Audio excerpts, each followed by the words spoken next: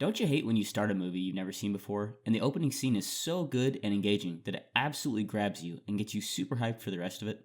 Like, it's just so incredibly well made that you're now convinced you're going to be watching an incredible movie. But as that opening scene ends, and the rest of the movie begins to roll by, you might slowly realize that the first 5 or 10 minutes was by far the best part of the film. It's a shame, but I felt that way pretty often watching films, and I've gotten that feeling from a variety of different movies and different genres as well. I think it's just a common fact that filmmakers might focus their efforts especially hard on the beginning of their films, as a way to hook the audience and keep them on board for the rest of the movie. There's nothing wrong with that, of course. Pretty much every story or narrative aims to do that because you don't want the beginning of the story to be boring. But it is exceptionally disappointing when the rest of the movie doesn't live up to the standard of the opening scene, whether that's in reference to tone, plot, or just overall quality of the film. In this video, I just want to discuss a few films in which I thought that this phenomenon was particularly noticeable. I am by no means saying any of these movies are bad, although some of them might be. I really just think that it's interesting when the beginning of the film is so good, but the rest of it doesn't hold up. And as I watch more and more movies, I'm increasingly noticing this phenomenon. And the funny thing is, it's not just movies. You can see this happening in TV series, where the first episode is so enticing,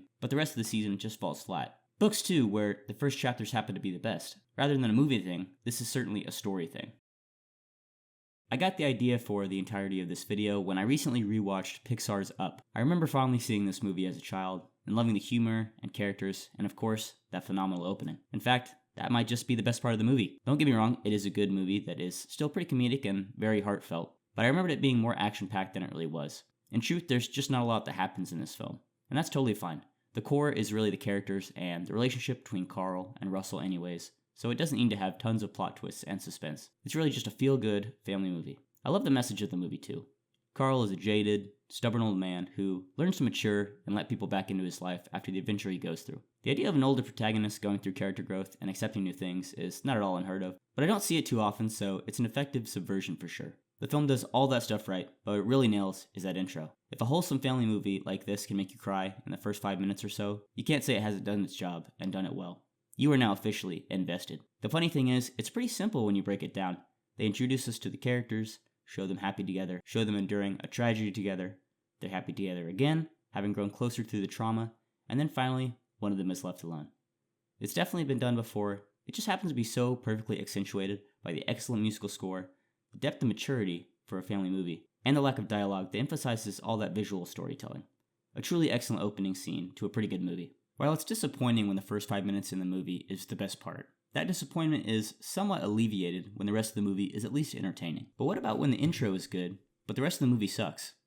Well, I present to you the double feature of X-Men Origins, Wolverine, and The Wolverine from 2013. Both of these films had so much potential, but both ended up being so unentertaining. It's actually surprising how badly they fumbled these movies. I mean, you got Hugh Jackman playing Wolverine. How do you waste that potential and make the movie boring? If you've forgotten the first 5 minutes of either of these movies, it's likely because the rest of the films are so forgettable themselves. However, the opening scenes are actually pretty damn creative despite the movies that follow. In X-Men Origins Wolverine, we get this really cool montage showing Logan and Sabretooth fighting through several different wars throughout American history, showcasing both their lives as eternal, unkillable soldiers. It also establishes their bond as siblings very early in the film, in a very cool way. I mean, come on.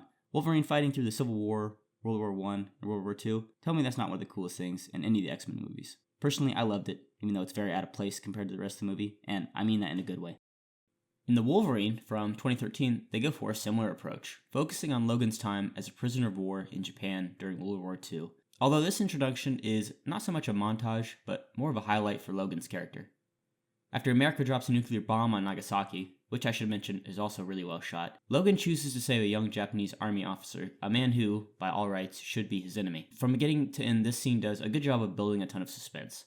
The young officer Yashida shows some heart when he tries to get Logan to flee, but Logan has accepted his fate, telling Yashida that there is no running from what's coming. Simultaneously, Yashida's senior officers have accepted this as well, urging Yashida to commit seppuku with him in defiance. I think when I first saw this scene, it was the overall atmosphere that really did it for me, especially those bomb sirens in the background that really elevate your nerves for some reason. Every second until you hear that bomb whistling and it first detonates in a blinding flash is absolutely full of tension. This scene is essentially the catalyst for the rest of the movie, and I will admit it made me excited for what was to come, because I was expecting it to be both suspenseful and character driven like this one. But most of the rest of the movie couldn't match the interest that this introduction sparked in me. I think it was a combination of the writing and perhaps too many plot threads that felt a bit inconsequential by the climax, but either way, this movie ended up being pretty forgettable. I feel like there are countless other examples of movies in which the first 5 minutes are the best part, but that would make a really long video.